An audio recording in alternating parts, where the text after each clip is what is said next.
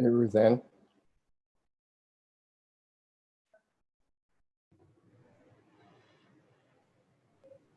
You're the first guy here, huh? Yeah. No trouble getting in or anything? No, the only thing I did, I just had to copy the ID and then put in the password. Oh, perfect.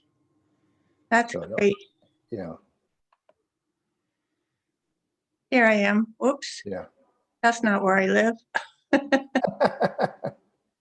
I use that for another meeting I go to when I'm in my messy office. Ah, happy Veterans Day, veteran. Oh, well, thank you. Thank you. You guys Yeah, have told us more about your service than I ever knew. well, it's been, when I finally decided to start writing that, and it's just seemed to go more and more and more. But then, Mike has been trying to get me to, convince me to write my memoirs. So Well, I think that's a great idea. after, yeah. Oops, I forgot my I mean, I glasses.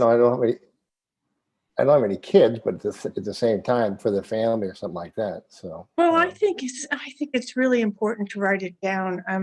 It's such a good history lesson.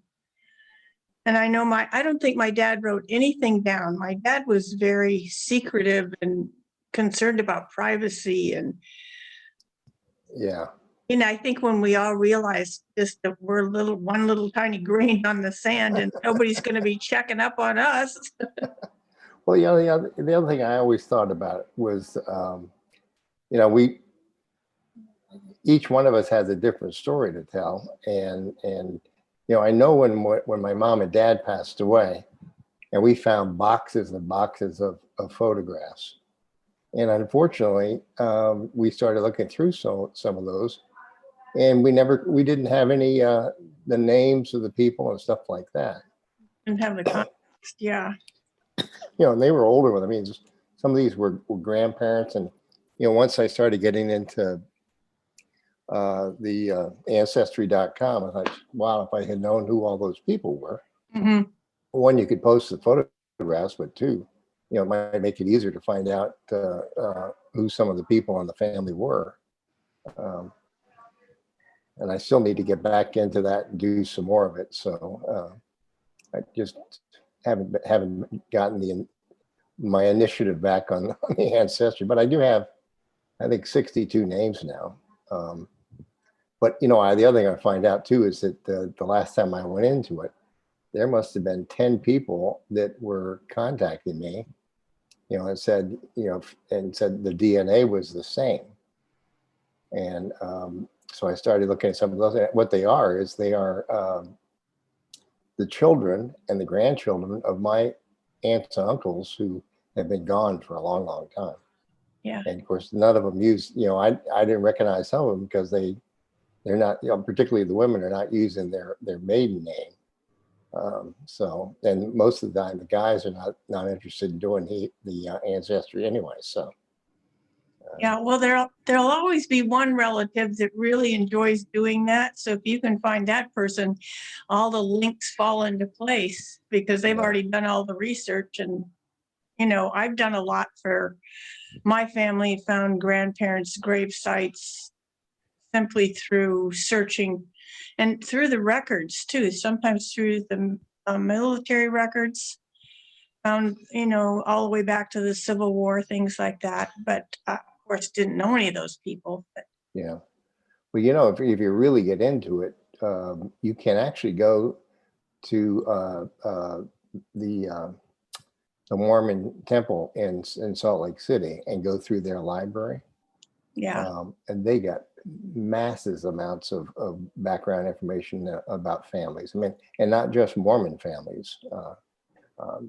It's just stuff that they've collected over the years. So, and I did have a couple of friends of mine in California who did that, and you can they'll give you copies of everything, photocopies of everything that you're looking for, and it's all free. So. Excuse me. Yeah. Bless you. Excuse me. Bless you. Oh, well, we've got plenty of sunshine now, but we had rain and storm for the last weekend. Yeah, well, we're expecting that big tropical storm, which has been meandering around in the Caribbean, and it started after it left. Well, it came across, went into Honduras Honduras and what else? Belize, came back out, and then it started over towards Cuba. When it got to Cuba, it took a north turn, and then it started moving. Well, now it's if it goes on the track it's on right now, it'll come across here about 10 miles. I mean, we'll get a lot of heavy winds, but we won't get we won't get any surge or anything here. So My brother lives in Pensacola. It looks like he's right on the Oak. get it. So Yeah. Yeah, that big ancient oak in the back. Let's go to the other side of the house and sleep on the other side of the house. Because and if it came down, I mean, it would just crush this house. It's so, they're all protected. You can't do anything to them. You can't cut them. I mean, if you want to trim them or cut them back, you have to have permission from the county to do it. wow. And you're only allowed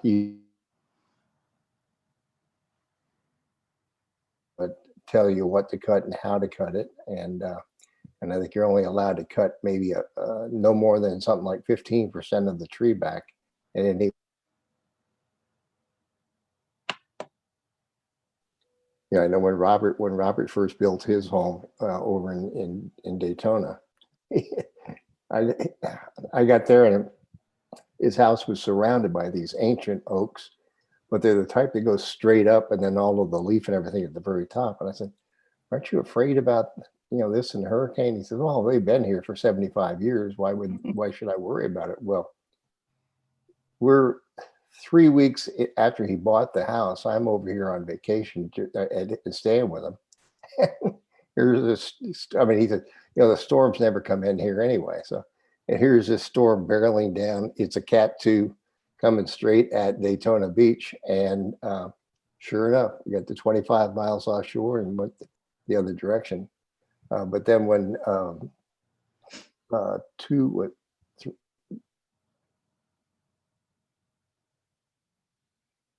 he was still living here, and he decided he was going to go over and stay with Robert, because Robert had a generator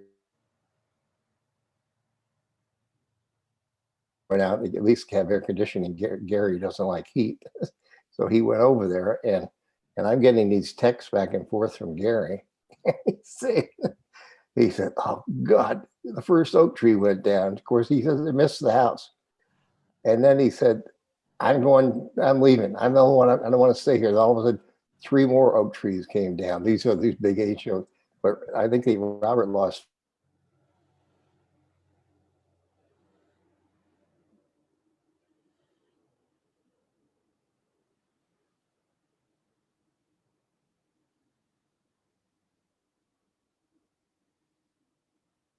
Someone to come in and cut up the trees, and they have a lot of these people these guys were from Georgia. They came down here and they were just putting themselves out as contractors to take this wood and everything off the property, and they put it up on a truck. And Robert says, I don't know how it happened, but all of a sudden the load shifted and it fell on one of the guys and killed them. Oh dear.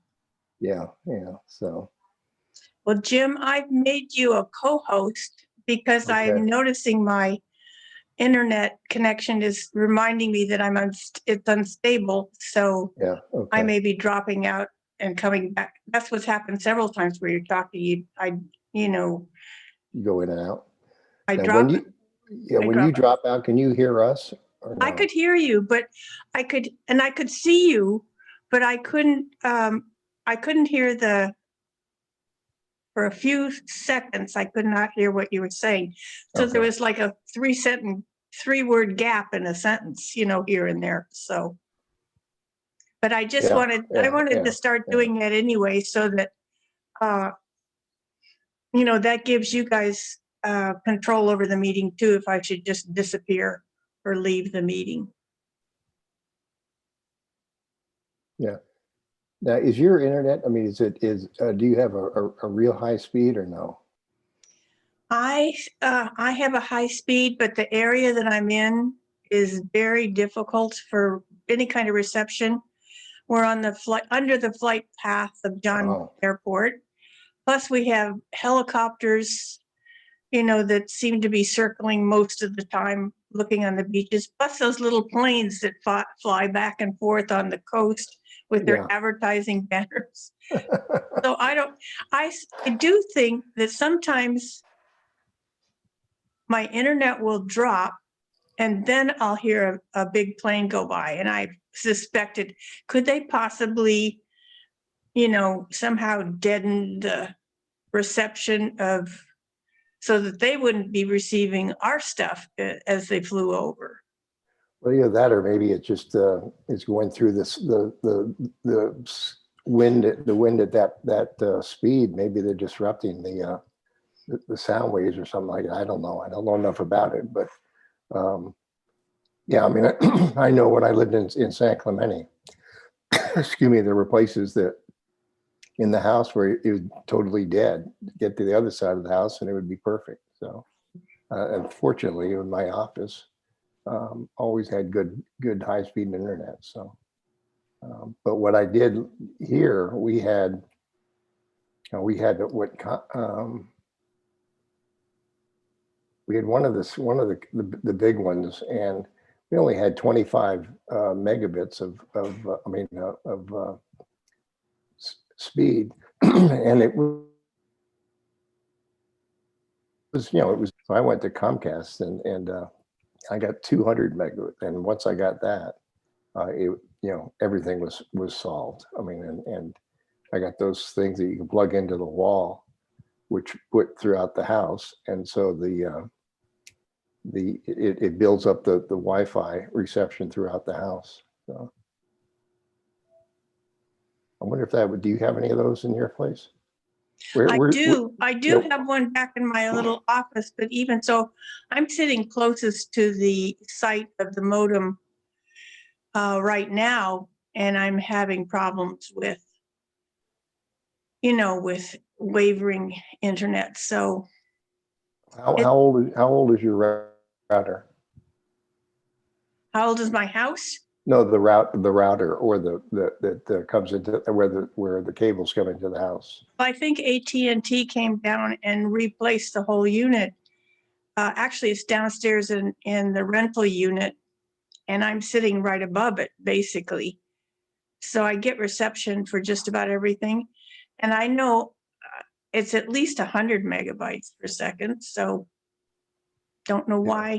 I think it's because we're in a little dip here. There's a hill in back of us. And then there's, we're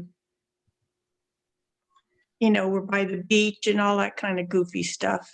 Yeah. Am I going with this thing? I'm trying to move a spot. But I know when we had the other one last year, I mean, we had to have them come in and change out the router 3 times. Yeah. And of course, that was why we left the company. They had closed their offices at the local offices here. And one of the guys said, well, he said, I doubt whether we'll be around in 6 months. And he says, and all the routers that we're putting in, they're not new ones, they're all rehabs. and so he said, that's why a lot of them don't work that often. But and sure enough, they're gone. So. Well, that's obviously a big feature for my landlady. If her tenants downstairs can't get good reception, they don't come back. Yeah, definitely. Yeah. You don't have any capability of putting your own router in, do you? I was going to do that, and a guy told me you wouldn't get any better reception, and you just have to pay $80 a month. Oh, So I thought, well, I'm not willing. And they said they would have to come out and rewire, inside the house because this house is, 70 years old. And so I thought, because I tried to set it up myself with a new modem here and it wouldn't work. They couldn't get it to work. So they said they'd have to change the wiring from out the cable, out the pole outside into my house. And it was just getting way complicated.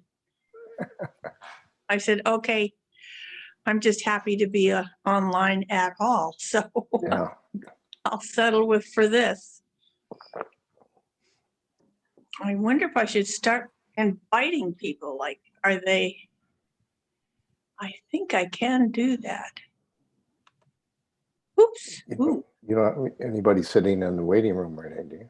No, because I get a nice little blue button that shows up. I can take somebody out.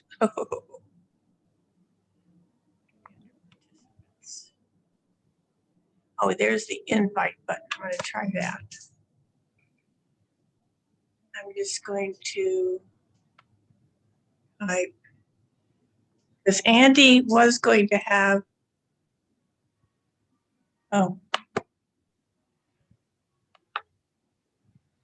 it takes me into Gmail. So while we're waiting for people to show up, we'll just do that. Okay. Please join Zoom meeting in progress. Okay.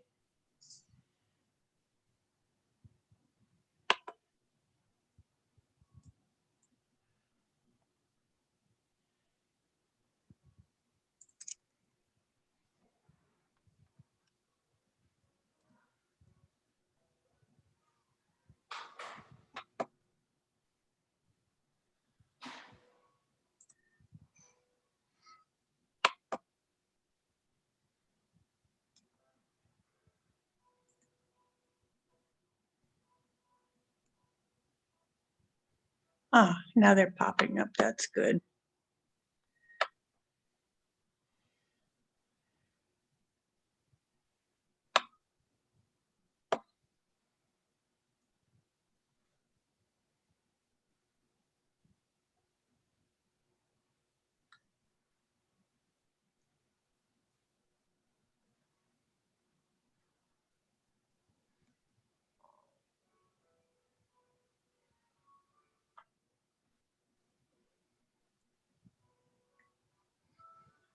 Well, guess I can send you a number too.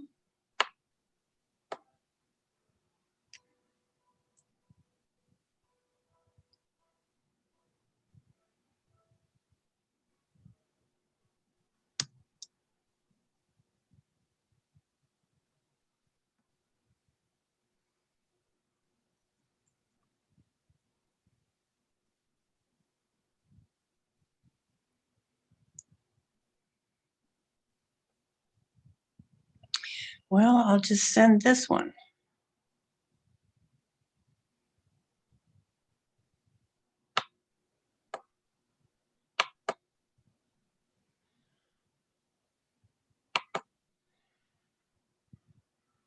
Well, I invited a bunch of more people.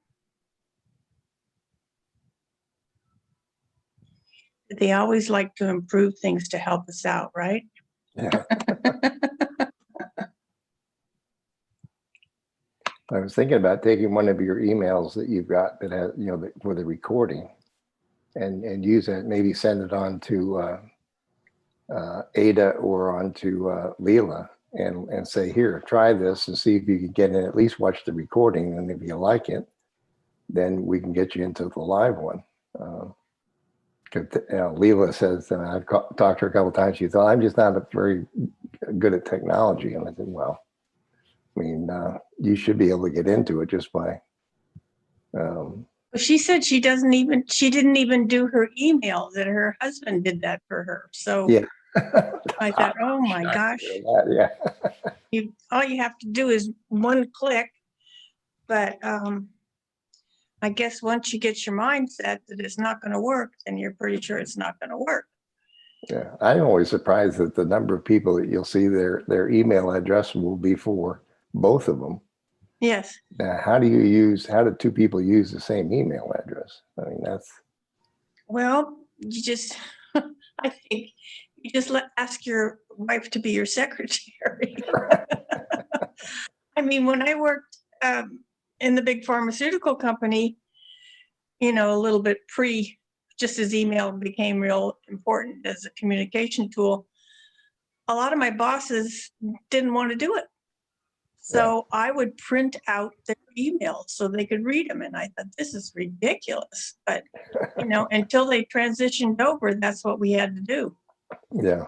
I think that's still happening in Congress is, you know, the assistants and the staff is printing out the emails and handing them to the senators that just don't want to be bothered. Well, and I do think Go ahead. written records are important. So if you have the piece of paper, often you feel more secure with it. Yeah. Well, the other thing I used to do was take the when I was in banking, you know, before I left the Security Pacific Bank, and that was in 1994, I think it was. And you know, that was, you know, before emails. Emails, I guess, was just starting to come out back in those days. And but I had 2 different computers on my on my credenza, which I never used. I mean, I was a senior vice president. I had 2 secretaries, and so when I left, I went to work for this other company, and it was outside of the industry. And so it was actually it was EDS down in Dallas. And I walked in and saw my boss down there, and he handed me an Apple. Well, it wasn't, what was it before it was Apple? It was there, one of those big box computers, but it was you know, that you could take with you on a business trip and everything.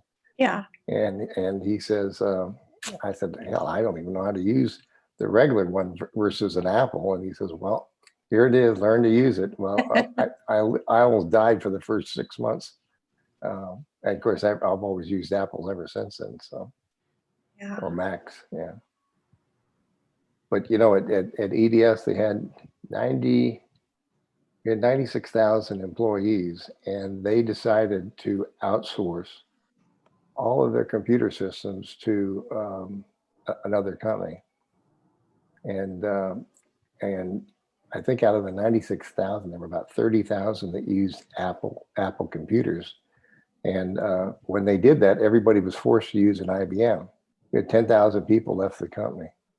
They would not use an Apple computer. They just said, screw it, I'm out of here. We had the reverse. We went from Apple to PC, and a lot of people were furious, and I didn't like to change over either. But then after a while, I adapted. So I really have to stumble around for a while if I'm using an Apple device now to orient myself. Well, the other thing I did find I had to do when I got this one, I did have to buy the a Microsoft package for it, just so the stuff that I was getting in a lot of times, I had to have it to read some of it. So yeah. And I always liked Excel anyway. So. Hi. Well, I used Excel a lot, and I still use it a lot because it's so convenient for sorting and sifting, and you know, basically because I'm math phobic, that I can get it to do all the math for me. I don't have to figure. I'm not good at that. What are you talking about? What are you talking about? Excel programs in computers, and Apple versus whatever else. Who's the phone, the green phone? What was that? That maybe Frank? It might be Frank. It was a phone number. Yeah. So I know his internet connection is probably worse than mine. Is he living by himself? Anybody know? I don't think so. I think there's somebody. I thought I saw him talking to somebody, or I don't know. Maybe like that. I don't know. Well, I know he gets out. Yeah, he's always done that. They've got a bar. Yeah. Well, that's more social life than I've been having. Mine is just going to the doctor's offices or the commissary or something like that. I think everything that Frank writes, through his history in the military and everything like that, it always ends up someplace saying something about, oh yeah, I had the great bar. Yeah. We've been having fun reminiscing about UVA. And I don't know if you've seen those. Yeah. Yeah, UVA was quite different from University of Tennessee because the men, I mean, the whole undergraduate, that's what they were. I mean, there were no women except for the nursing school and a couple of majors. But they all wore coats and ties to class back then. And he was just bemoaning that they don't do that anymore. And it was quite the opposite at UT. Of course, are you bemoaning that we're not wearing dresses anymore to school? Remember, no, we there always- just always had weren't to any wear women. dresses. There weren't any women unless you were in graduate school or nursing school. And I never saw any of the nurses. Well, I'm talking But- about in high school and college, I had to wear a dress. There was no such thing as wearing pants Well, right. unless it we really snowed. didn't And then either. we got a snow day and we got an option that we could wear our jeans instead of our dresses. Well, So- there weren't really any rules like that at UT, but that was just the fashion. That's what we wore. And when I think of putting on stockings all those times, or I don't Well, even think pantyhose had really started to come in back in those days. Well, Garter belts. Oh my God. Remember here, here at in the villages, they have it's the village high school, and it's a very, very good high school. I mean, I think 98% of the kids graduate from high school there, and about 98% of them go on to college. And but you drive by it at lunch hour, and they're all running across the street to Starbucks, and the girls are wearing they wear like a sweatshirt. It's a brown sweatshirt, but they wear tights, shorts that are so short and so tight. You wonder how they even allow them to come into school like that. But they'll all be wearing the same. Or if they're wearing jeans, they're basically rags. Yeah, exactly. Yeah. It's like, what is wrong with you kids? I don't get. And then adults that are doing the same thing. Oh, I tease my niece, Darnell's daughter, and every time I see her, she's always got the jeans with the holes in them. And I Alisa, do you know you have holes in your jeans? Yeah. Do you need some extra money to buy new jeans? Or you need to stop going to that thrift shop because Yeah. Well, actually, they're more expensive than the regular ones. it's crazy. Jeez. Of course, it was a big deal for us to wear jeans the night of a football game, to wear jeans to school that day. Do you remember that? Yeah. Yeah, we couldn't wear jeans to school. And I remember the big thing because Balboa High School girls wore pegged Levi's, which Oh, were yeah, the tight. tight ones, You remember yeah. that? Yeah. And that's what they're all wearing now, or the spandex in them. So there's nothing new under the sun. It's funny. Right there for my drink. Excuse me. So Ed is out sucking up leaves. And we're supposed to really get rain here today. So he's Yeah, trying to do that. Yeah, we're getting parts of that hurricane coming through here tomorrow. So Tomorrow? yeah. I thought did you already get some of it? No, we got some of the yesterday we got the bands of rain yesterday, and we're getting them today. I mean, there's a 100% chance of rain today, and it rained pretty much most of the night. But tomorrow's when it actually gets Coming back. yeah. Well, see, it's kind of moving back and forth. Yesterday, Crazy.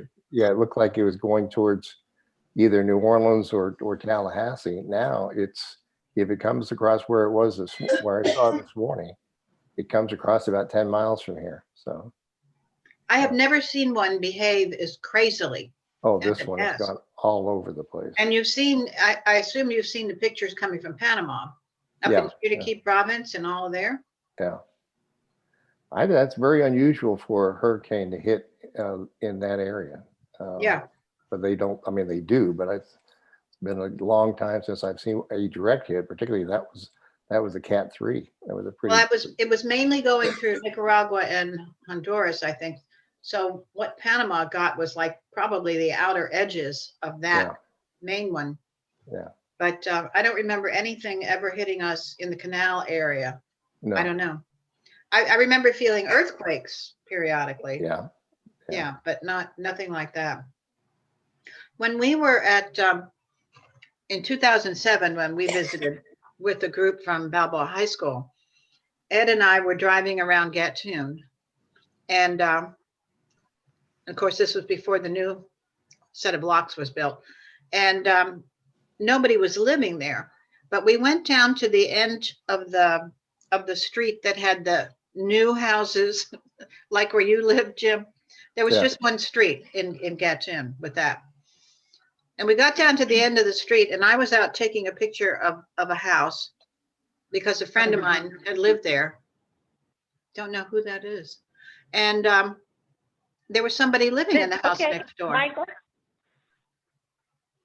Who is? talk to them. I think they can hear you. Oh, this is Yeah, this is Mike Rudge this coming is in. Michael trying to get in.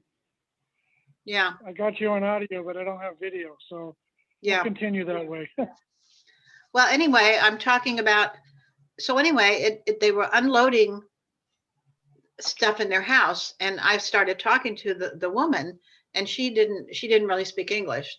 And I thought, this is odd that there's one family living here. Well, then the fellow came out and he spoke English, and turns out he was head of the locks, and he was given a home in Gatun, and the family lived over in Panama City. So anyway, he told us to come to the locks the next day. And that's when which we did. And we were staying at the, the hotel in Gulick and the Melia. And anyway, we got a tour of the control tower and all of that. And we both got to open a lock, and it was just fabulous. But one of the things he gave us a wonderful book, but he gave us a little round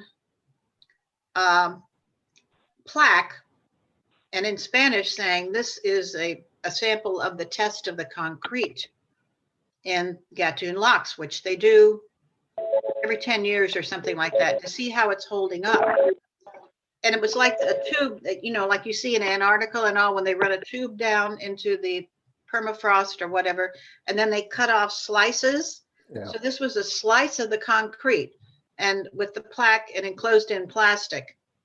And he said, and then I read it somewhere else, I'm sure, that this was the first concrete structure that the United States had used to build something that massive. And so they basically overdid it just to make sure it was going to stay put through, earthquakes and that kind of thing. And it was very fascinating because there it stands still. And I think a lot of it had to do with the sand that they used. Well, sand, but there was also gravel, and there was a particular type of gravel that they actually imported. Well, I thought it was the sand that was imported, and it had to do with the structure of, the microscopic structure of the crystal. And from what I recall, Yeah. So, and that was one of the big problems with this new set of locks. Remember the leakage that they were having, that we were seeing? And it had to do that was locally acquired, and it was not the best quality to use for that type of structure. But I have that wonderful round little plaque sample sitting in the house here. And I just thought that was fascinating, that it was the first structure of that size that the US had really built that was, all concrete. Well, they've sent actually scientists down to Panama just to try to see if they could actually figure out what and how the mixture was done, because they said some of that stuff is now 100 years old and still there, versus the on the new canal, the Right. maximum that the contractor would guarantee was for 30 years. Yeah, it was basically a money-saving Yeah. thing that they did. But I mean, they would love to be able to figure out what the actual mixture was, so they could build something that had 100-year life. Yeah. And they've never been able to do it. So I find that hard to believe that they didn't write that formula or Yeah. whatever down. Crazy. Anyway, maybe they put crushed banana leaves in it or something.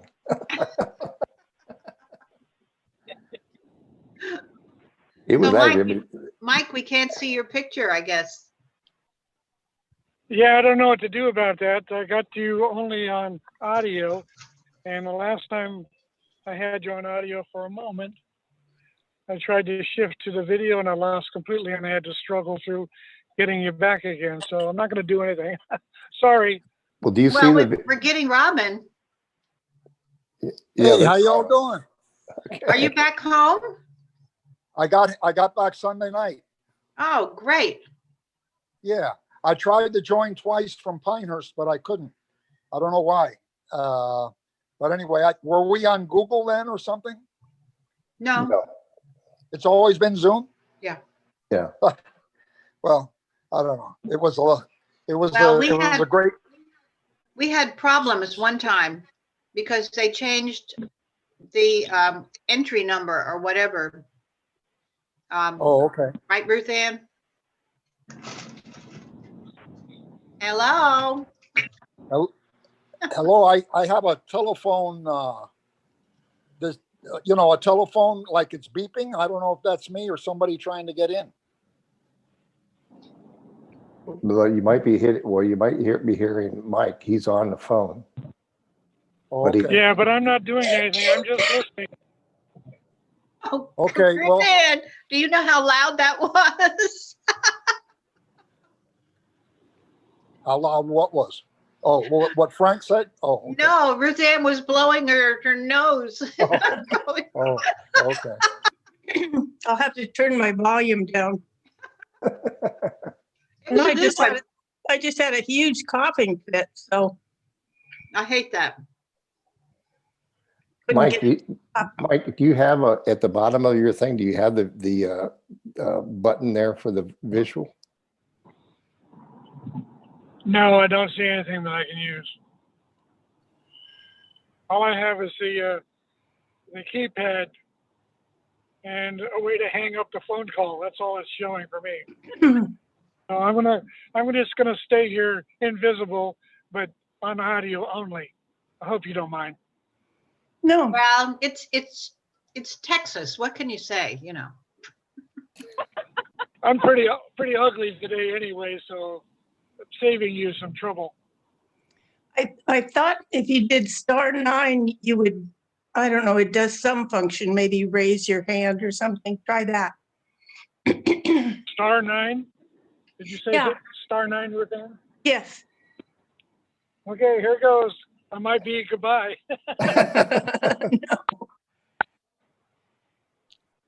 Nope. It raised your hand. That's all it did. There's that feature for if you want to speak, you can raise your hand in a large meeting. So, But when he did that, the stuff across the bottom shows up. So, there's the video thing over to the left. and if you click on your participants, you can see that his phone number has a hand up, a blue hand. So that's just, I have no way to take my hand down. Sorry. I think you can do *9 again and it'll go away. That's what a teacher's pet does. They always have their hand up.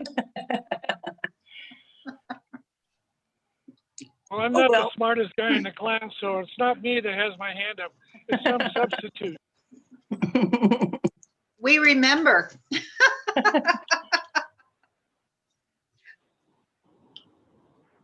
I don't know if I was Well, ever did you in guys get any Did you guys get any education out of the words problem that I proposed and exposed to my emails about Guineo and things of that sort? Were y'all Yeah. aware of any of those things? Yeah, I remember that Guinea. Well, what I found, the times I learned about ciruela and durazno, I had bought a, with the VCR set, a learn Spanish for children, a set. And, and it had a cartoon thing to it where you would learn the words and all that. And they were using durazno and ciruela there. Now it was cartoon, so I was thinking one of those, I forget which one, was a plum, just because of the way the cartoon had it. Yeah. So I learned But those. So that was fruit I never heard of, and I guess I looked it up somewhere. But still, melocotón will always be peach to me, and guineo for. I remember being taught the guineo for bananas. And thought that's weird because it's almost universal banana. Everybody knows what you're talking about. But the link up with Guinea in Africa, I've always thought was interesting. But also just the word Guinea, where the heck did that come from? Because it's used, isn't there in South America a Guinea? Yeah. Yes, no Guinea, I think. So maybe I can just look up right now the etymology of Guinea. How do you spell it? Guinea, I think. Guinea. Yeah. So the follow-up email was from my contact friend and still lives in Panama. And he says basically that melocotón is no longer being used there. That is ciruela. So it just proves that all our languages are in flux constantly. Oh, yeah. And especially aware of that along the border here of Mexico and Texas, where everybody speaks a broken, what they call pocho or Spanglish.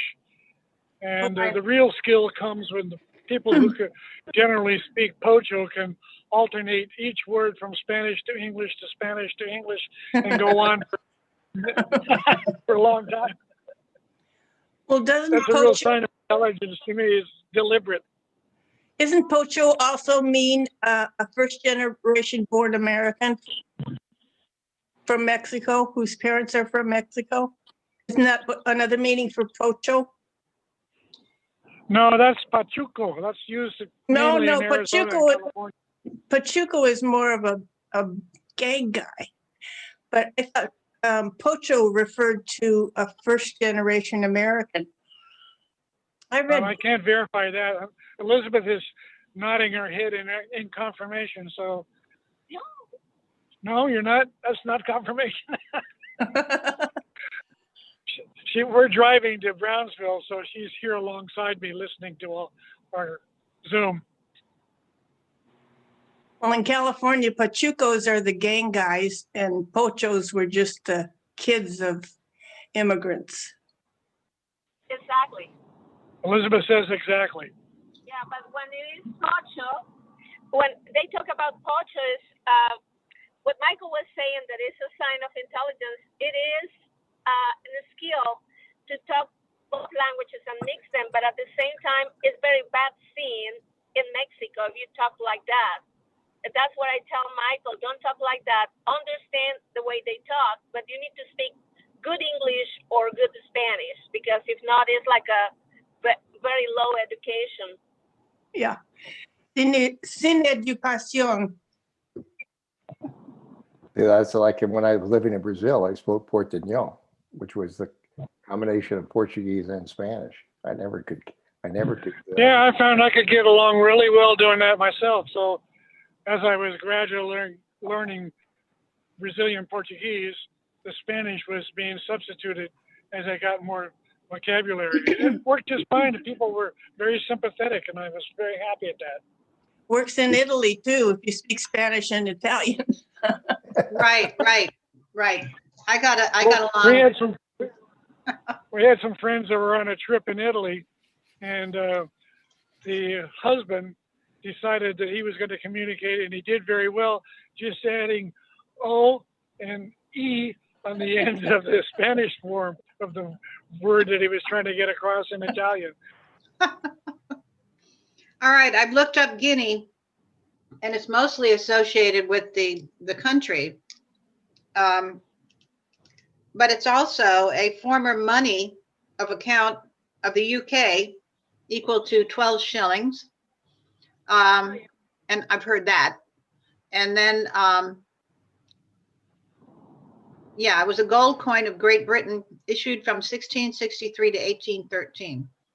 And then, of course, we have it as slang and extremely disparaging and offensive, a contemptuous term used to refer to a person of Italian birth or descent. So you wonder what the link up is between that word and somebody from Italy. Why? And we've all heard that term. Something used that something way. to do with their heritage, I'm sure. No, Are they it has- both spelled? They were from Italy. People, Right. Italian people. Well, we But- refer to Italian people as guineas. Yeah. But I'm you raising were my good hand. term. I'm raising my hand because there is a version, a variety of chicken that comes Yeah, from and Italy. a guinea fowl also. Yeah. Yes, and they're all over Italy. So that could be one of the bases that Yeah, we have this term, derogatory term for them. Yeah. So where did WAP come from? Just to What was mention the question? derogatory terms. Were both guineas spelled the same way? The shillings and the guinea you're talking about for Italy? Yeah, I think so. Okay. Yeah. Well, the country is Guinea, which ends in A, EA. and the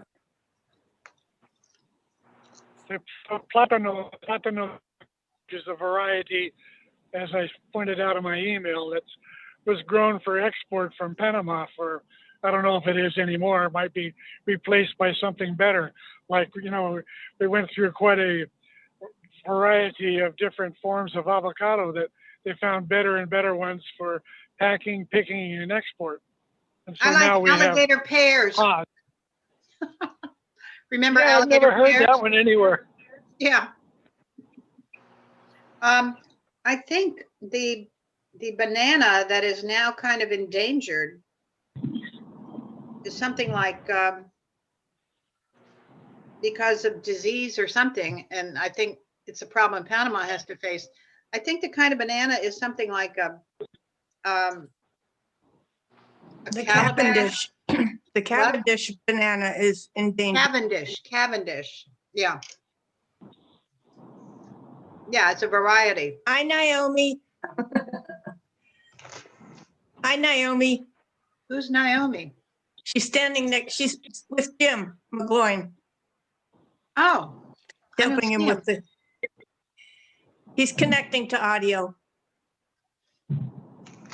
I don't see the video. I heard his voice, I thought, but I didn't see Oh. anything. Hey There you there. go. There There he you is. go. Boy, and let me see if I can't even get my virtual background here. Well, the one you've got's pretty good. You Yeah. can keep that. Yeah. Okay, I couldn't get on because there was no quick line connection. So I had to get off my iPad, get on a laptop, Ooh, and go through a roundabout way of getting there. But here we are. So Well, what's your Jim- virtual backdrop? A bunch of books. psychology books? Yeah, my office with my books on the shelves. Of course. Here I'm in my son's bedroom where I'm doing most of my work these days. So, Your son has flowers on his wallpaper? yeah, his daughter came to the house and saw this is the room that was her father's bedroom. We never changed the wallpaper when we bought the house. Oh, speaking of sons, and my grandson's been accepted to Virginia Tech. All right. Congratulations. We're very happy about that. So he's putting that in his back pocket because he really wants to come here to William and Mary. So Oh, he's applied to William and Mary as early acceptance, and he Uh-huh. finds out about that next month. great. But he doesn't have to confirm acceptance to Virginia Tech until like May or something like that. So he's into Virginia Tech, and we're sweating it because he's from Northern Virginia, and they have that is really where your best students in the whole state are as a whole. Uh-huh. And you can understand why for that. Yeah, But it makes it hard to get in there then. And It's not- I well, did not notice just a there. while back at Virginia Tech was you buying, getting hotel rooms because they couldn't handle all the students that came. Oh, well, they've done in the that here. dorms and things. William and Mary has done that too. At least two of the hotels that were right along the main drag close to the college Yeah, have now been taken over as dormitories. Yeah, boy. right. Well, that's And, good news. My granddaughter describes the Michigan student body as a highly selected group of Ivy League rejects. Well, UVA and William and Mary are considered state Ivies. I don't know Uh-huh. whether Tech is or not, but anyway, there's certainly more in the family. Years ago, when we were taking some Price Waterhouse, we were getting a bunch of training out at UCLA. UCLA found that, because for so many years, a lot of students lived in apartment buildings and things like that off campus. And what they found out all of a sudden, that all the kids decided they wanted to move back into dorms. And the reason was the dorms at UCLA were all fitted with T1 lines coming into the rooms. And so for that high-speed internet, they needed it because of the way they were studying today, that they use their computers and they need a high-speed internet to do this stuff. And so they said a lot of schools are finding that they have either that or they get a hotel and then they put T1 lines into the hotel. Yeah, well, that makes sense. I've just noticed, Jim, all your commendation things in that one big frame behind you. Yeah, in the back. Yeah, Ed has never framed those and hung them up. We have our degrees on the wall, and he has his CPA exam that he passed, and for the state of Virginia. But then we have a picture up, a copy of what's hanging in the Transportation Corps Museum, which is down at Fort Eustis. And it's a painting of the port of Pusan and how many, during the war, how many tons, I think they were celebrating maybe the millionth ton that had come in through that port. It was all break bulk back in those days. And he commanded that port when we were in Korea. So anyway. That's where I went over to Jeju-do and back in Busan. From Busan, yeah. Jeju-do is an island off the southern coast of Korea. Yeah. And I think Jeju Island is what it actually is saying. Yeah, Do is island. Yeah. But I think the Do part refers to a province. So it's its own separate province there. And I think they have a lot of prehistoric stone heads or something around there too. We never was got watching the divers. It's interesting. The women are the breadwinners on that island, and they're the dominant ones. And they always tell you, watch out for those women on Jeju, because they're very aggressive and so on. And they speak a dialect that is not intelligible to the people on the main peninsula. Yeah, I'm not surprised about that. But And the women dive, with they don't cover their breasts, and they dive down deep and get stuff, and we're sitting there watching all of the show. It was quite good. What was I going to say? Damn, I forget. Well, where did you live when you were, and Ed was in charge of the Army port there in Busan? It was a 2-year assignment, so I got to go. We lived with the whole family. Did you- Went. We were there for 2 years. Did you live right in the port? No. There was it was pretty interesting. And it was amazing how much I didn't know about the history of Korea and their occupation by the Japanese and all of that. We lived on a compound that had been during the occupation a racetrack. The name of it was Hialeah Compound. That's what the Americans named it when they took it over. And it was basically and it was walled. And we had the Katusa guards. Katusa meant Korean augmentation going onto the gate because of their language skills. They may have had an American MP with them as well.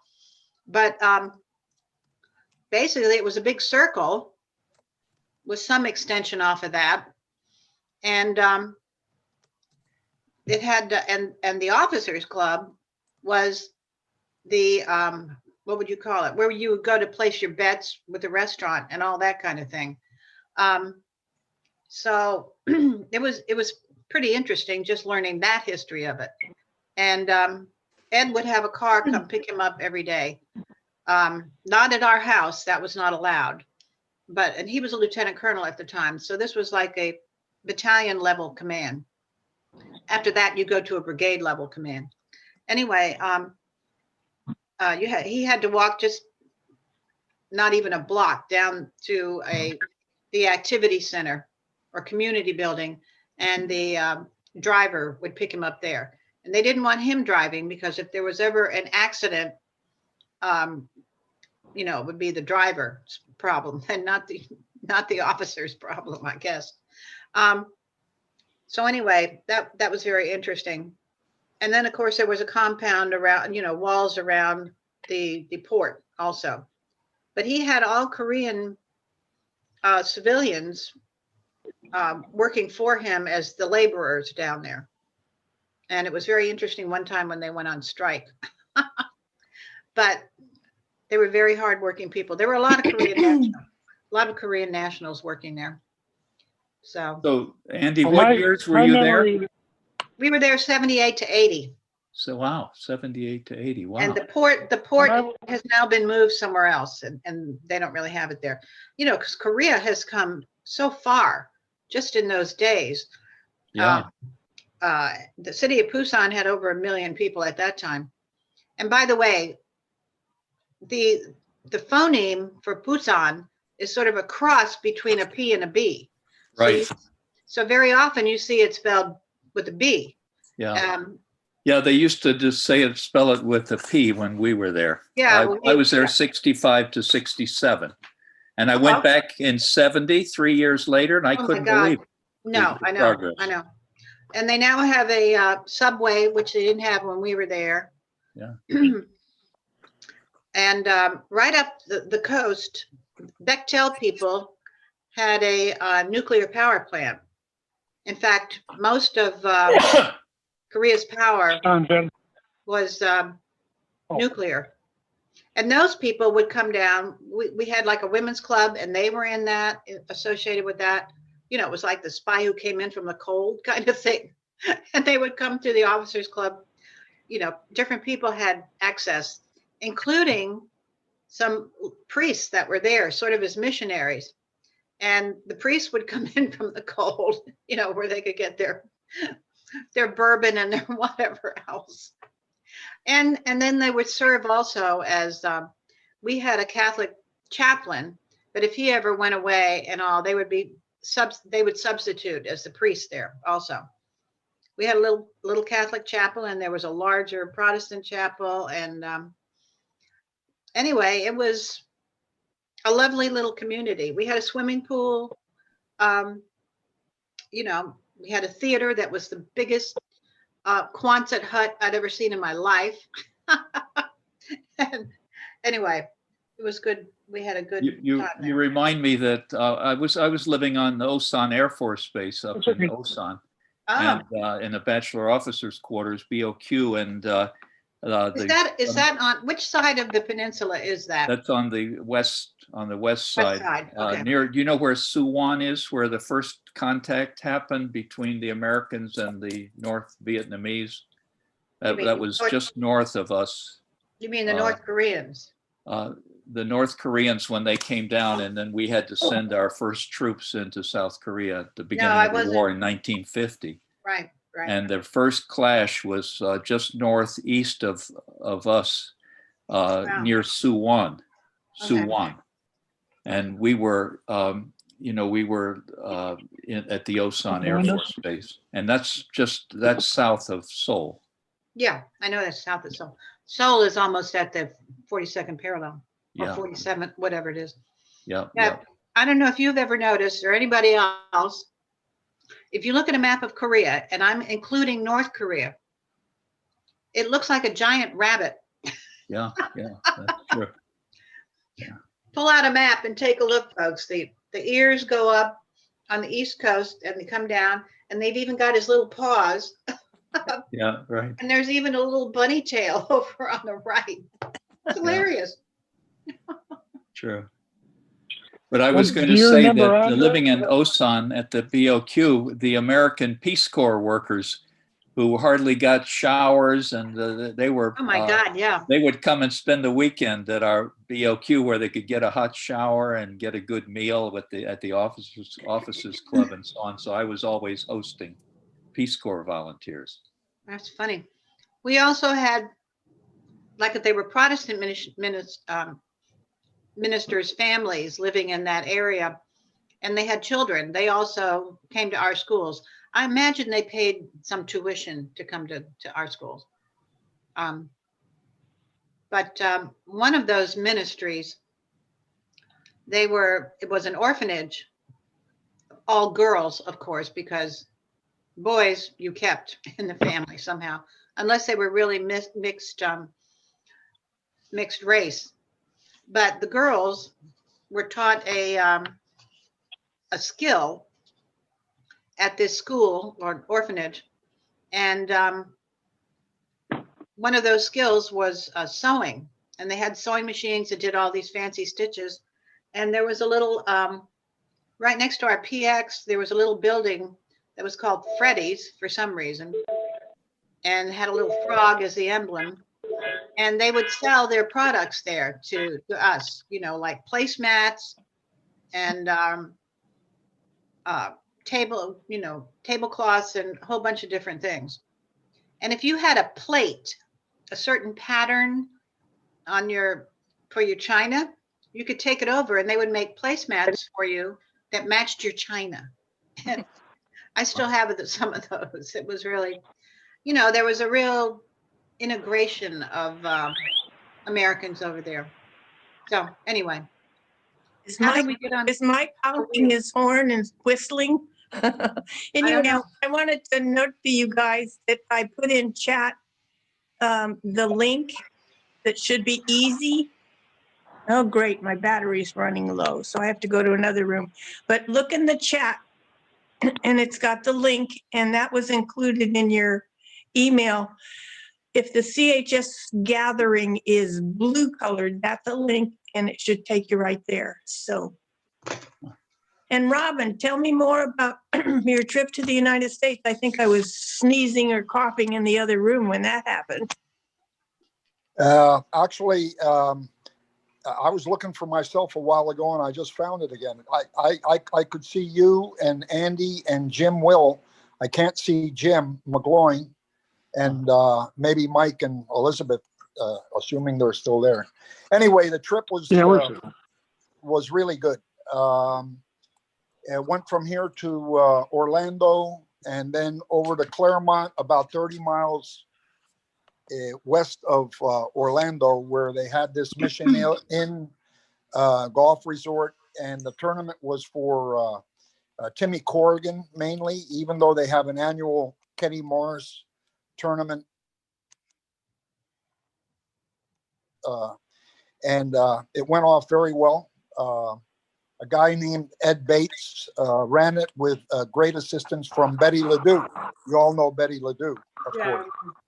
Anyway, it was a nice hotel, and I don't think I played much worse since maybe I was 12 or 13 years old. Hey, you were And- playing. You were playing, though. I was playing, and I was just flat. There was no F part of my game. Everything was like a D minus. It just everything, driving, approaches, chipping, putting, nothing there. But anyway, I should mention that Robert Will, Jim's brother, really ripped it up in the A flight, and he took the lead out of the gate, and he improved every day, sort of strengthening his lead in the Belmont Stakes.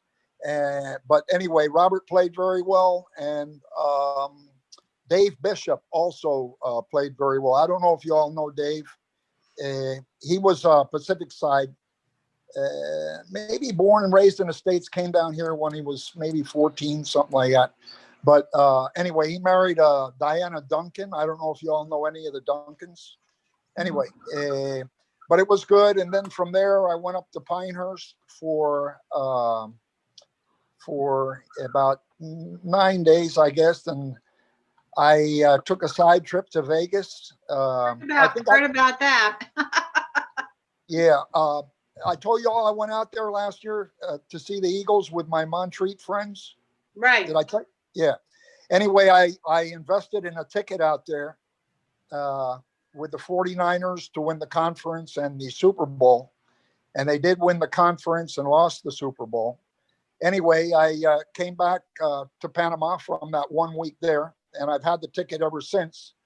I did mean to fly up to the States in March until all this stuff started to get worse and worse, so I never made it until now. So the flight that I had already booked to go to Vegas in March, I used that ticket with not much of a penalty. So and that was from Raleigh, Durham. So I converted that ticket and lost a little of it before I left there. Came back to Pinehurst, and then came back down here on Sunday. And I'm leaving again on a week from Friday up to Pinehurst for Thanksgiving, and going to stay through through December until January, because Mary and Carol and Bert, Carol and Bert normally take Mary up to Pinehurst, and we all get together. Probably been about 14 straight years. And my brother Pete, and we have they come like 3 days after Christmas and leave like the 4th or 5th of January. So they're not coming this year. So I'm gonna instead of coming back to Panama after Thanksgiving, I'll go on down and visit Michael and Sean, who are taking care of Mary in Tampa, and then I will either train or fly up to Tallahassee to spend some time with Carol and Bert before going back to Pinehurst. And this is all before Christmas. And then Wow. And I'll stay in Pinehurst. I've got a few things going on there, and then come back to Panama around the 10th of January, I think. So it'll be like 50 days, but I've got all that time for me. As you know, I'm limited to 120 days a year. So I had 8 in January, which was the carryover from 2019. And then I used 22 for this last trip that I took, and another 50. That gives me 83. So I'm below 120 days for this year.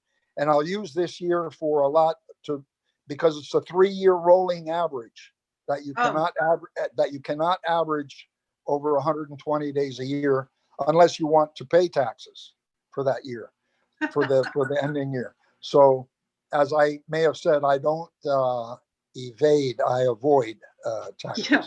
So Anyway, and that's it. But had a good time. I'm really feeling good. Down to 2 mg a day of prednisone for the. There's no pain. I'd like to start with finish it off, but I'd rather go on the one prednisone less every month until I finish in December. So I go down to 1 in 5 days, and then mid-December I'll knock off the last one, and I should be fine. So just got to work on my game is all. But anyway, it was a good trip. Saw a lot of people, and at the tournament in near Orlando, Claremont, and I'm sure you would have known some of those people too. Well, you know Robert, right? Robert Will. Yeah. And Wendy Sasso, John Cronin. Oh, John Cronin didn't make it. He's and this John. year, I beg. Because of the virus. Right. And we're supposed to get together in every January, right? So it's not going to happen this year. It'll be probably in April if things clear up a bit. And I don't blame John, but Delta is the only one in economy that spaces their people out. And so you'll never sit next to a person on either side of you. I'm in the front cabin, and those seats are, I think the front cabin has got about 2 rows of 4. So, four rows of 4, 16 people, and maybe 6 or 7 people are in that. So, but they guaranteed that through October, and they were still doing it when I came back just on November the 8th, Sunday. So that's very good of them. American, United, and Copa pack them in if they can get them. Sorry. Yeah. Anyway, yeah.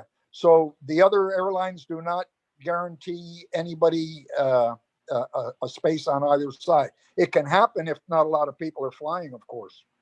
And the planes are basically empty. Delta had some sign on the back of the seat that said the vents are so that you could almost operate on a person in the airplane. It's so clean, and I've not heard of anybody having any problems after a flight. Although it could have happened, maybe people aren't traced, and maybe nobody. Maybe, I don't know, maybe nobody's had a problem. And one thing they do in Panama is they take your temperature before boarding. And in the States, when you land, nothing. And Florida, my gosh, I mean, they don't wear masks there at all, hardly. And what about the villages, Jim? Do they wear? Oh yeah, no, you can tell who's from the villages. They always have masks on. Well, that's good. It's really the people that live around the village that don't. So. Oh, okay. And North Carolina was a little better, but in Panama, any building you walk in that's a public building, they take your temperature, and then you're free to go inside and do whatever you have to do, supermarket or what have you. Now, for me, but wearing a mask, right? Wearing a mask at all times. Now while I was away, it was mandated. And now there's no quarantine on Sunday. Now it's free out there, and traffic is not too bad because some businesses didn't make it, and they're I mean, it's not like it was before when everybody had a business and traffic was crazy, but now it's still okay even though everybody's out there. Now when I came back, I had to have a COVID test 48 hours before I left. Well, in Pinehurst, Southern Pines, Aberdeen, I would have had to have mine on Friday because I came back on Sunday. Well, I could have had it, but my doctor said, they don't have a lab here. The closest one is like 45 miles away, and they will only get you what you did on Friday the next day, and that'll be Monday. So you won't get a analyzation until Tuesday. I could have. So, but Panama has the option, if people do not have the COVID test 48 hours beforehand, they will do it for you before you get to immigration in Panama. So you walk out off the plane and you go to a line, and then you pay your money, $50. They'll take a test with you sort of leaning toward a little porthole, and then they do the test, and then you go outside and you wait for the analyses. Well, people behind me, they had to wait. They don't give you the analyses until they have like 40 tests, and then they come out. So I had to wait like 45 minutes for my analyses, even though it could have been the third or fourth one done. But anyway, they only do one nostril. In the States, I had another one done on the Wednesday before I left, 4 days before. And I didn't know what the procedure was going to be going from Fayetteville to Atlanta to catch my flight to Panama. So I wanted to show them good faith. Look, I know this is not within a 48-hour, but I did have it 2 days before, 96 hours beforehand. I never had to show that to anybody. And that was about $120. But although I did get those results on Friday, before 2 days before my flight. So anyway, so all is good. And it's good that you're really living the life in spite of the pandemic. Amazing, getting around like you are. Yes, indeed. Well, I don't mind flying. I'm understanding that the air in a plane is safer than it is out there.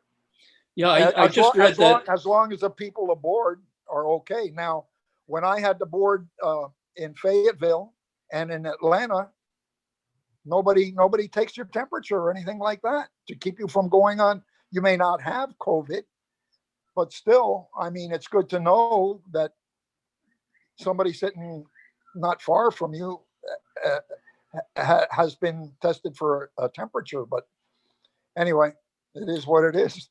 So I've dodged a few bullets, I guess, so far, and I have to dodge a few more at Christmas. That's good. I'm moving around. I did read that a Harvard study recently on airplanes, which backs up what you're saying, that the airplanes are pretty safe, actually. It's the airports that can be dangerous. Yeah. Yes, and I took a photo of what I was reading, and I sent it to my brother-in-law, Tom, George Downing, and I sent it to John Cronin, hoping that he would fly soon, but he's not going to do that. But anyway, I mean, you know, we've all worked somewhat to get where we are, and we're all fine. And I just wish that parts of the USA were like it is here in Panama, even though things are spiking up again here. Anyway, it's good to be with you all today. Oh, by the way, I have on top here updated invitation, Cristobal High School 60 today at 3:45 p.m. 11/11/2020, and the Zoom number is 819-442-1014, the one we started with, and not the one that I used today.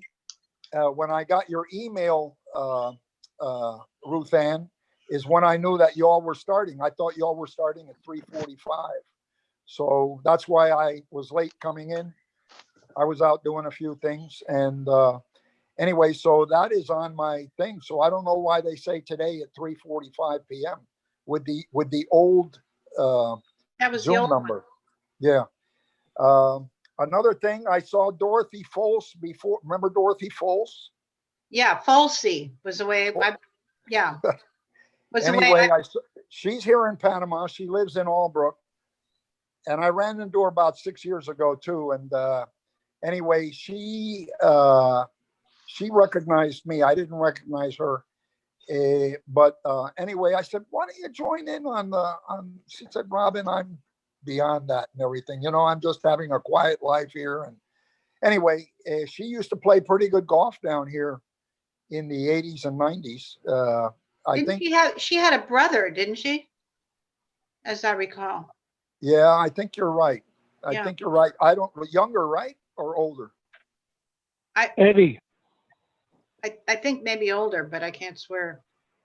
You know. Yeah, it was older. His name was Eddie. Eddie, Eddie Fo- Foltz. Eddie Foltz, yes, of course. Maybe a year or two ahead of us, right? Yeah, they moved to Yes. Balboa, didn't they? I think so. That's think where I so, know right? him from, Balboa. Yeah. Yeah, okay. Yeah, and hadn't thought of her. Probably if we looked in, in the younger yearbooks, she'd be there. Yeah, that's funny. Frank, glad you joined us. Yeah, thank you. I just had lunch with two lovely ladies. Took me out to lunch for the Veterans Day. Really nice. Very Oh, nice. that's nice. That's nice. The youngest one is 70, the oldest one is 77. It's like young chickens. Little girlfriends of mine, so that's from the American Legion. Yeah, you gotta stop running around with those young chicks. I Yeah. know, I can't keep up. What's a Rosman? What's a Rosman? Yeah, man. I love to hear the Bejan. Oh, yeah. Oh, yeah. And the reason I failed to join you all, it just dawned on me, is that I was using my US phone to connect. And you've always connected to my Panama phone. And I've always had that. I didn't think, because I travel with two phones all the time. I'm with two phones. And that's me.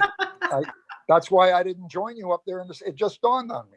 It was So lost. anyway. It was lost in translation. Very good. Tokyo, right?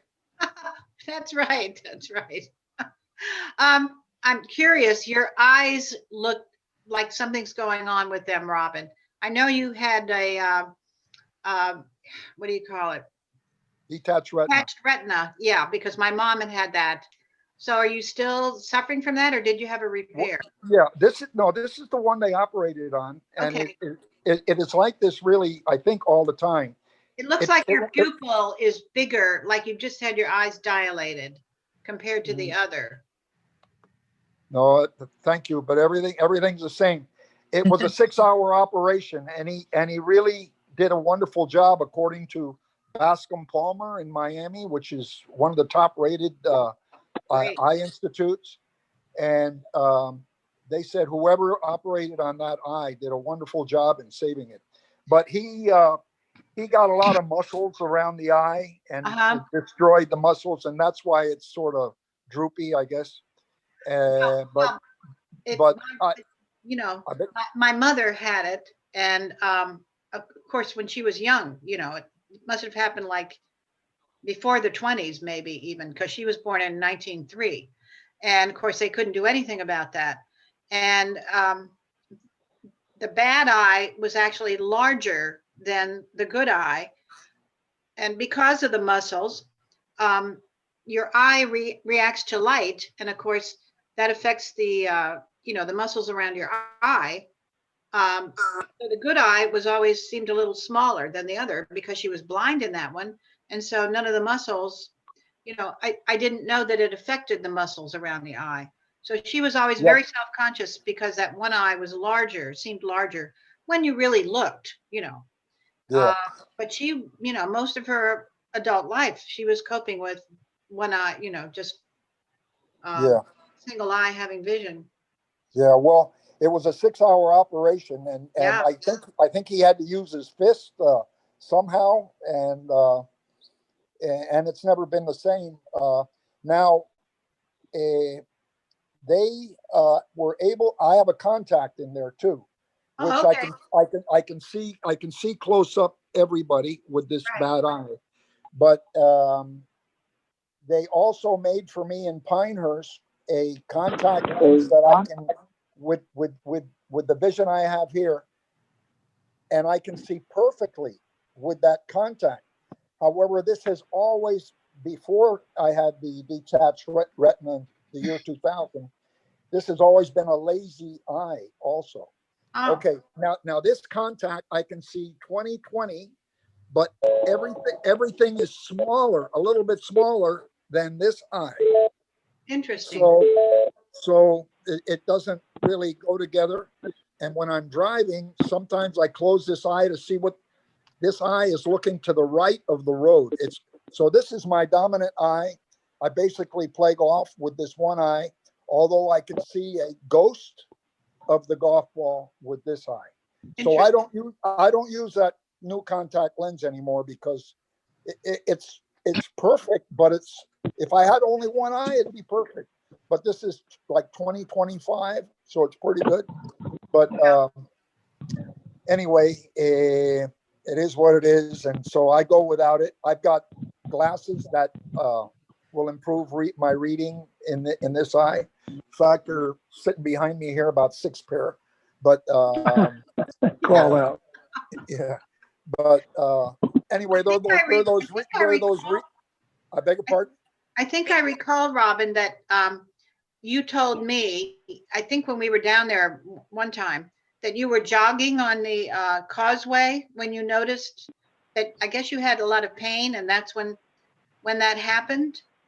No, Something- I was driving out the back gate of Albrook. Oh, okay. In those days, I was married, and my wife worked, who I'll have Thanksgiving with this year, by the way, and our daughter and Justin too. They're going to come to Pinehurst. She's down in Warner Robins, and Alex is up in New York.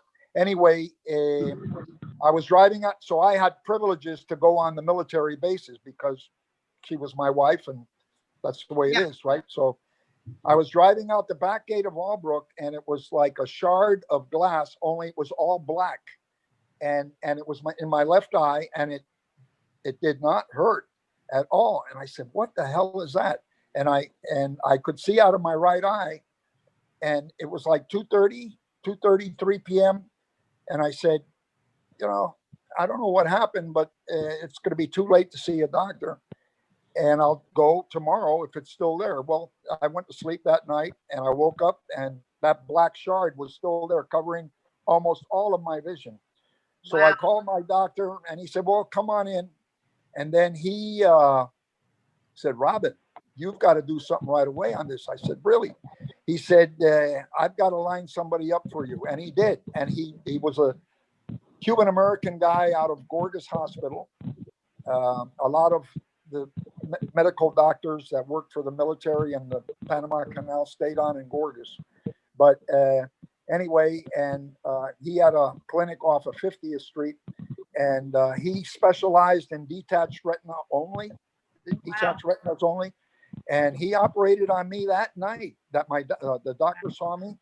And well, Bascom Palmer said he did a wonderful job, and that buckle is still there. So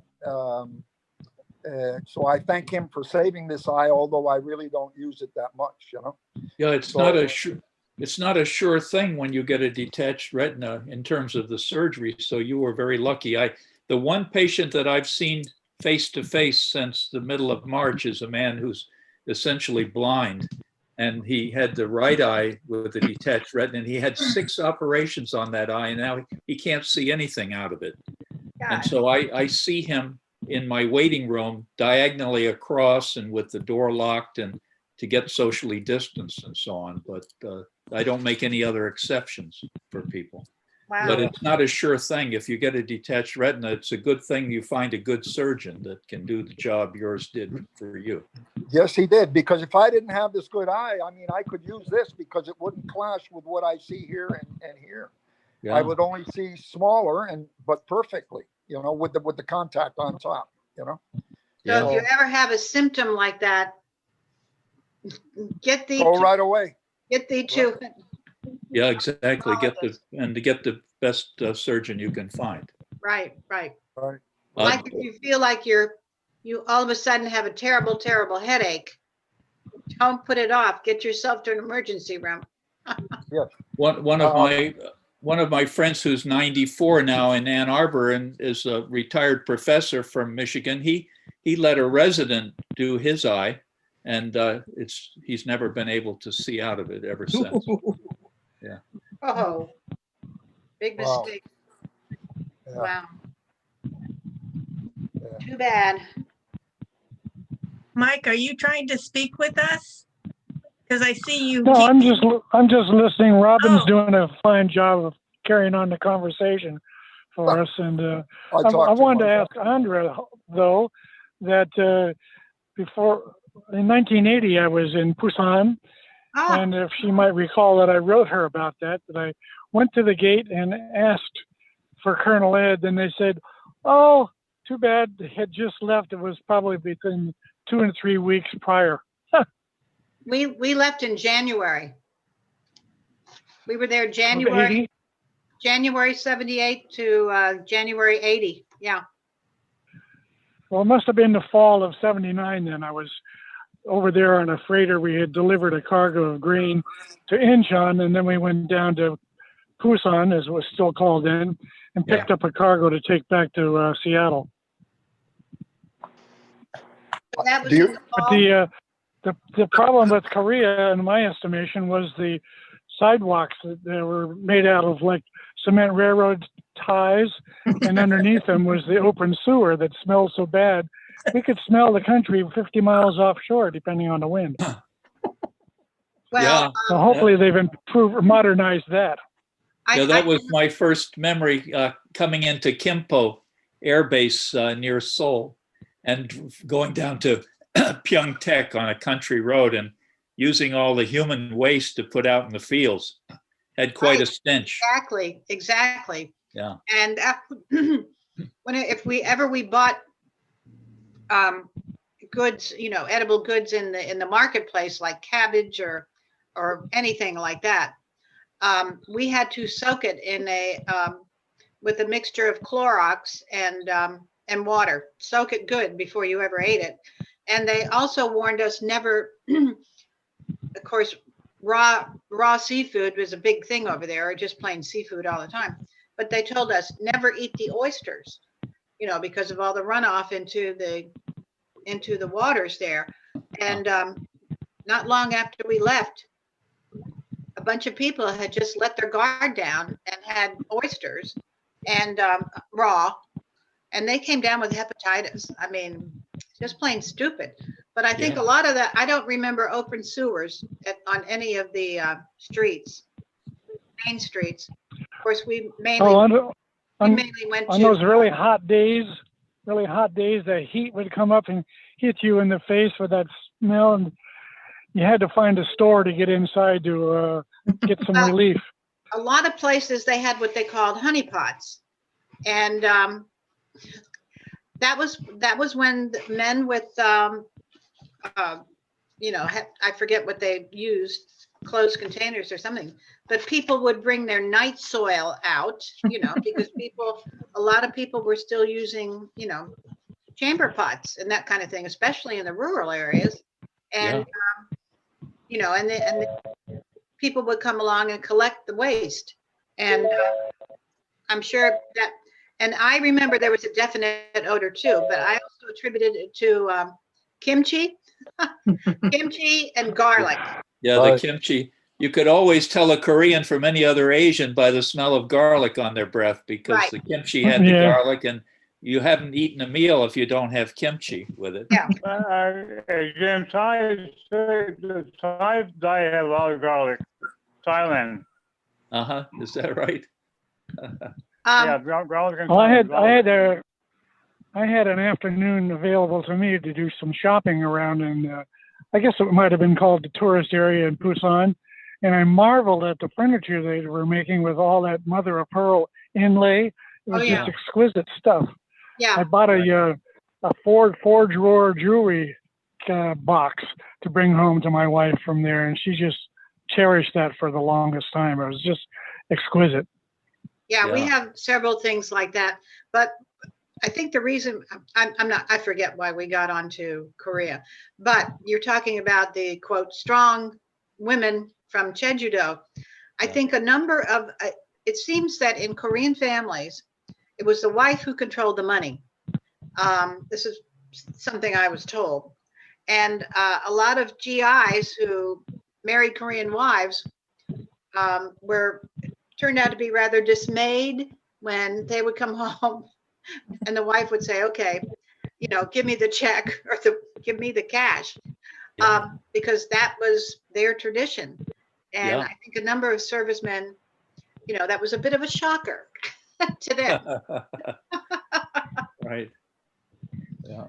So anyway, interesting. Well, that's how it's done when you marry a Mexican too. Oh. I suppose she's listening to you. Somewhat. She's on the phone also, but on a different call. Okay. She's So not zooming us. what were you saying? What did you? Most year-round guys too. What? Most year-round guys ladies too. The truth be known. And Frankly, I think it's a great idea that the You women control the control the money. money. Don't care. You control the money. Just face it. yeah. And there's nothing shy in retiring about Japanese wives either. Wow, this is really the truth or consequences moment here for us all. Yeah, but I remember so many. The talk was that, oh, you marry an Asian woman and she will just pamper you. That kind of thing. And not necessarily. It ain't necessarily so, as they say. Exactly. Well, it's worked for Mexican women. Do what? That's worked for me with a Mexican wife. She pampers you. Yeah. Yep.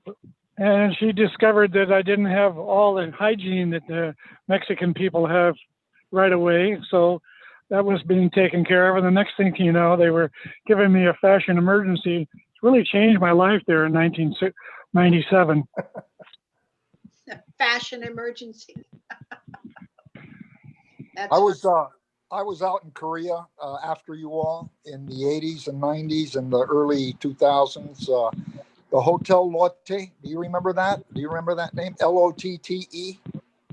No. No. Yeah, I remember that name. You're talking about up in Seoul, right?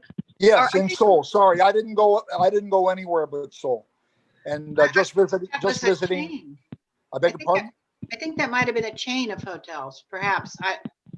Yeah, well, this was one of the main streets. Anyway, they have a lot of main streets, but I guess they were starting to modernize themselves after you all left, and still going through a lot of work. And I think they made their first car for export in '82 after Toyota hit in 73, the Japanese. Yeah. And then I forget the name of it. It began with an S, but anyway, I saw a lot of changes as the years went on and what have you, and look at them now, and what they've been for the last 10, 15 years strong. But, Yeah. And that was when I was out there, maybe about 6 times, but we would have to go to Tokyo and then down to Hong Kong, Taipei, Singapore, even down to Sydney to visit 2 Canal users, even though we didn't have any client in Australia at the time. But, it's always good to go to a city. You have to see your own people and not just other users of the canal, because if they hear you were in town and visited somebody you don't even represent. And so you always make more time after you visit all your clients, and just stop in and say, look, you have a good agent in Panama, but if anything happens, we're there, and you drop off a brochure, and then they may have some questions, and then you have a chance to talk about the canal and what have you. And it was and it still is a very competitive business here. But in those days, and I flew Singapore Airlines, which was really something back in terrific. the day, and they still are. I mean, Yeah. they still are. One They're of the best. still right there. Oh, I remember unbelievable. the warm washcloths put around your neck. Do you remember Yeah. that? Oh, yeah. Spoil me, Yeah, please. but everything, the food, everything was just outstanding. And I guess they've improved upon that if there was room for improvement. But there's a couple of them out there, Cathay Pacific, and then you have a couple of Arab ones too, or Emirates. The Emirates, they're top notch too. But I like the Far East very much. Except for one time when Aquino was assassinated let's see, this was, this, I forget. I mean, the Early night. Filipinos. Yeah, Aquino, and I had to use, the agent took me around, the agent for us there had to take me back roads and everything like that. That was some trip because when we went from we started in Tokyo, and then everything was fine, and then we went to Seoul, and that's when flight 007 went down. Was it 001 or 007? 007. 007 went down. With the plane, yeah. When we left Seoul to go to Hong Kong, we did not know, we had heard that there's a plane missing. And when we got to Hong Kong, we heard about that and that the Russians were suspected of doing it. And then before we left Hong Kong, an earthquake, a hurricane hit, a monsoon, I should say. Yeah. Couldn't leave there for 2 or 3 days. And then we went to Taipei. Then we didn't hit Sydney that trip. We did go to Singapore and maybe Manila first, and that's when Aquino was shot. And I mean, it was just a crazy one thing after the other. So we stayed at the Hotel Manila, but we're out of there in 2 days. We only had one client there and called on 2 others, but a lot of people weren't in the office and the days after that he was assassinated. So it was good to get home. And that was 6 weeks we were out there on that trip. But when we flew to Korea, you could not fly in at night into Seoul. Seoul. Yeah. Kimpo. What was that airport called? Kimpo. Kimpo. Yeah. I think there was one. I think the one down at Busan was Kim Hae, perhaps. But anyway, yeah, and we had to overnight in Japan before we could fly in. They just would not allow you to fly in at night. So yeah, they were much more, you know, security wise. And just to get on the plane to fly down to Busan, I mean, you got the big frisk and all of that kind of thing then. So it was a very, you know, very tense time. And then while we were there, they actually had a, I forget who the dear leader was in South Korea, but they had a revolution against him. And God, I wish I could remember. Oh yeah. Well, those Well, names we are had not Park easy to Chung-hee remember. when we were Park there. Chung-hee. Yeah, yeah. Park Chung-hee was Is overthrown. he still there as when you were there? I think so. And that's who they had the revolt against when we were there. Yeah. You know, I've forgotten so much of that. Yeah. Robin, when you talk about the good airlines, back when I used to fly into the Middle East a lot, see, there was an airline, it was called, back in those days, it was Gulf Airlines. And it was owned by 5 of the Arab countries. And what they did was when they started it, they wanted to they hired only English, I mean, from England, flight attendants. They hired 600 of them with on one condition. They had to live in Bahrain. Oh, And so, I mean, we had an office there, so I spent a lot of time in Bahrain, and I was talking to a couple of the girls that worked with the airlines, and she said, yeah, she said, we find out now that, we're here. And she said, of course, a lot of the Arab men, when they want to go to a reception or something like that, they want to have a English woman on their arm. Oh. So they'll ask us if we want to go, and we'll go with them. And she said, and I said, she said, yeah, for some there is some hanky panky, but for me, she says, I've got about 5 Rolex watches now. That was for one night. Wow. I mean, just be as an escort for 3 or 4 hours and get a Rolex watch. Wow. Sign me up. Yeah, there was a beach. There was a beach in Bahrain. It was called Sheikh's Beach, and because the Sheikh had his home was at the end of the beach, and I was down there with one of the reps and his wife, and he said, "Look up in the palm trees, Jim." And he said, "What do you see?" And I said, "Wow." I looked up, and well, it looks like there's cameras, and he said, there are cameras. And what happens is that the sheikh, he'll go in and look at the cameras and zoom in. And if he finds a young lady that he really likes, he'll send one of his houseboys down and invite him for tea. And he said, my wife's been invited twice. He said, and she got 2 Rolexes too, just for an hour tea. Funny. Stash Yeah, them they- away for your kids' college fund. Yeah. That's funny. Well, they've got so much money, they don't know what to do with it. So. Yeah. I heard what they have just, I think in Saudi, that all the guest workers, they have finally given them some rights that they can go home without the approval of their hiring agent, the guy that hired them, because you go there apparently and you couldn't even leave unless your employer gave you permission to leave. So, basically, it sounds like slave conditions. Yeah, and the living compounds that they lived on were Right. were only really so. Right. You got to be, a lot of people travel, are in desperate situations that, just like the ancestors that came over from England over here, must have been pretty damn bad back in England to get on the ships that brought, our ancestors over here.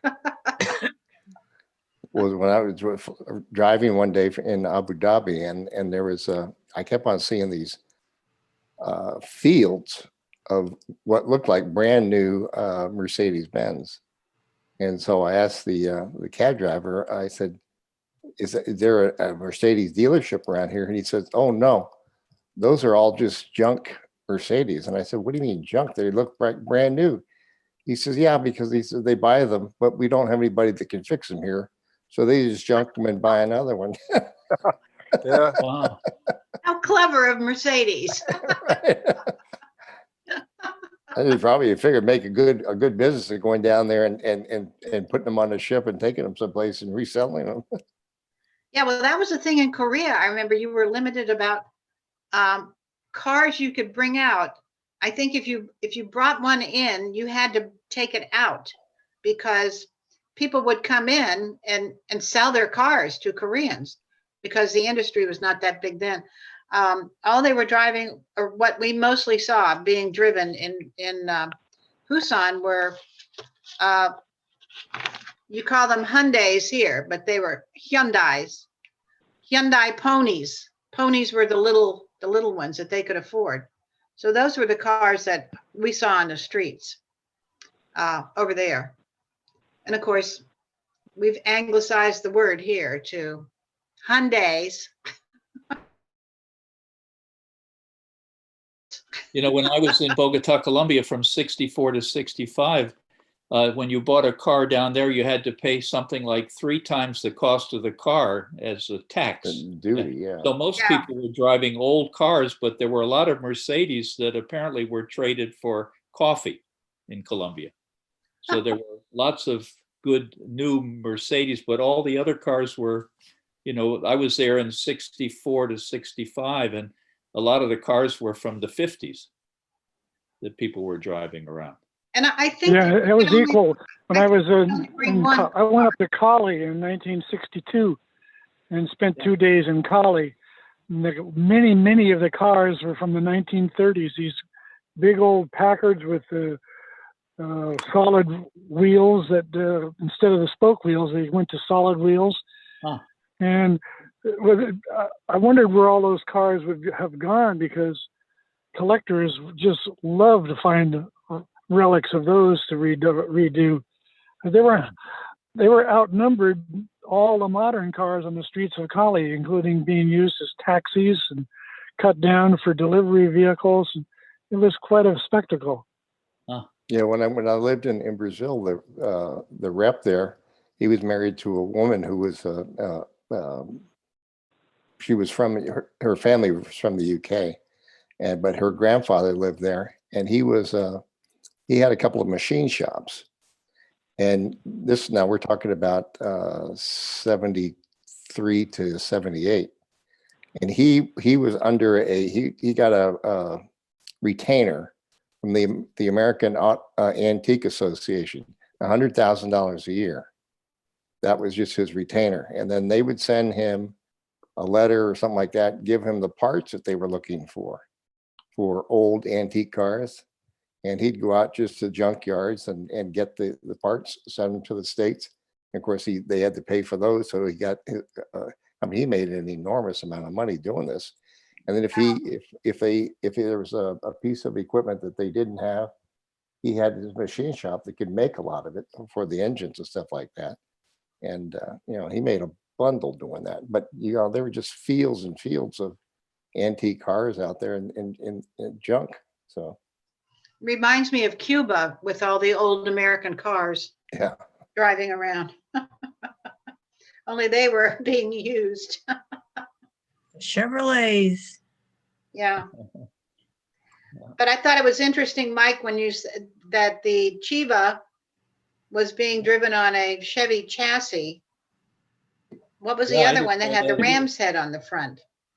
So Yeah. Well, I knew I that- sent everybody a follow-up email that I received from my contact in Panama, who had somebody as an authority, as a friend, and had told him that the Chiva, which is a Chivo, is a male goat, yeah, and they sometimes do have horns, but it's also Borrego, which is a bighorn sheep type of a goat, and that was up until 1936, I think it was, part of the Dodge Brothers emblem, but they did away with it. And all the years that we spent in Panama and talking about Chivas and knowing what they were, the Dodge Brothers did not use that ram.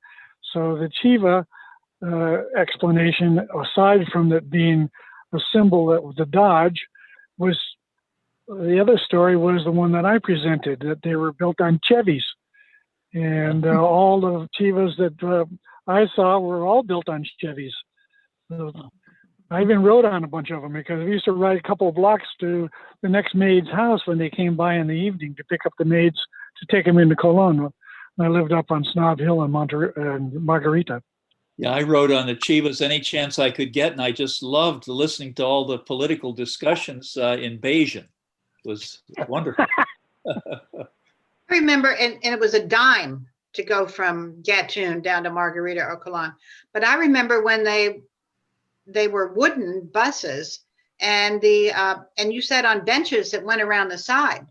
They Yeah. weren't the actual. I don't know if you remember that, but Yes. anyway. That's what we're talking about. Those are the Chivas. Yeah. Yeah. Okay. And Mike, They used just a let me pickup say that truck it's body, just- and then they built a wooden bus accommodation on the back of it out of wood. Yeah, yeah. Okay.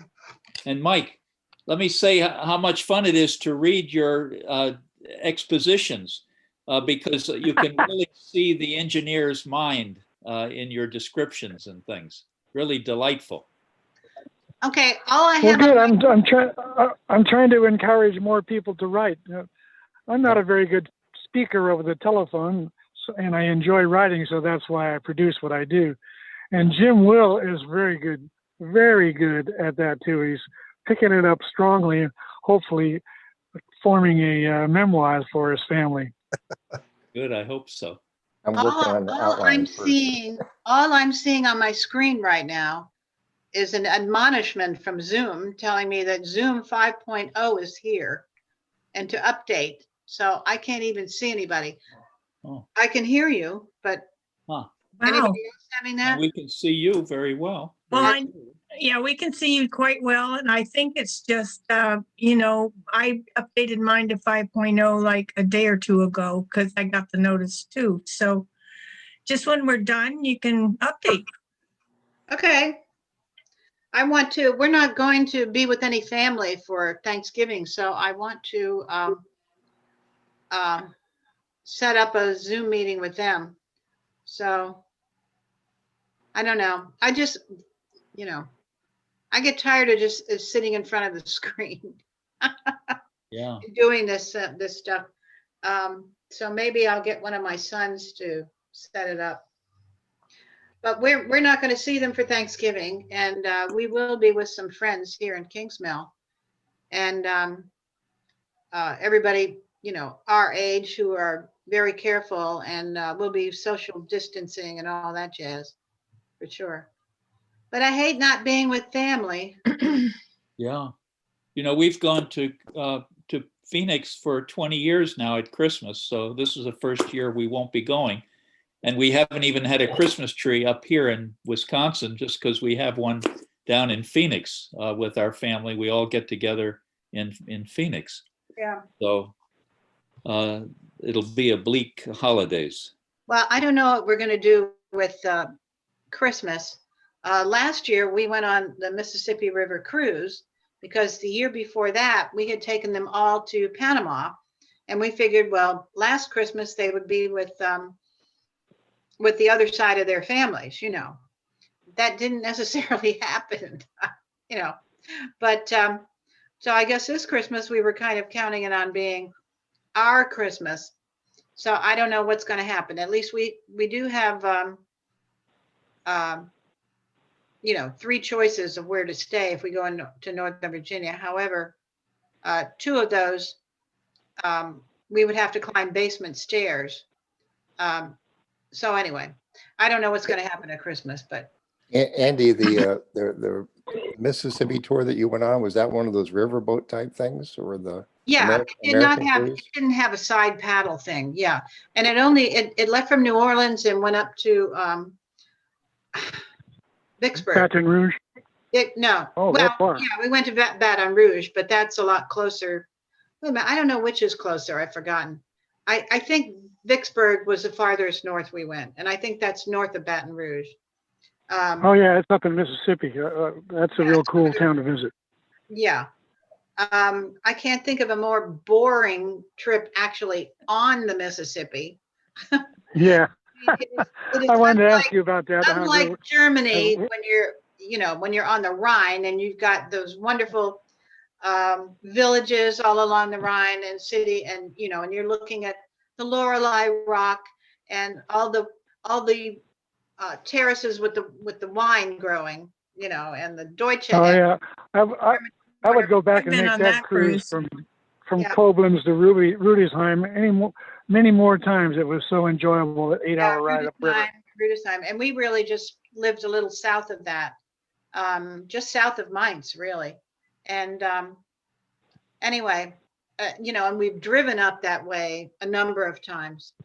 So it ain't the same on the Mississippi, let me tell you.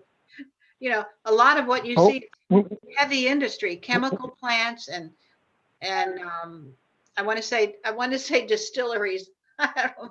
Are they oil distilleries? No, they're refineries. Refineries, yeah. So, but it was fun visiting the old homes, and especially Vicksburg. That was fascinating. When our tour guide, I don't know if I sent you that picture, was the great grandson of Jefferson Davis. He's running a tour group, well, he owns a tour set of buses and that kind of stuff.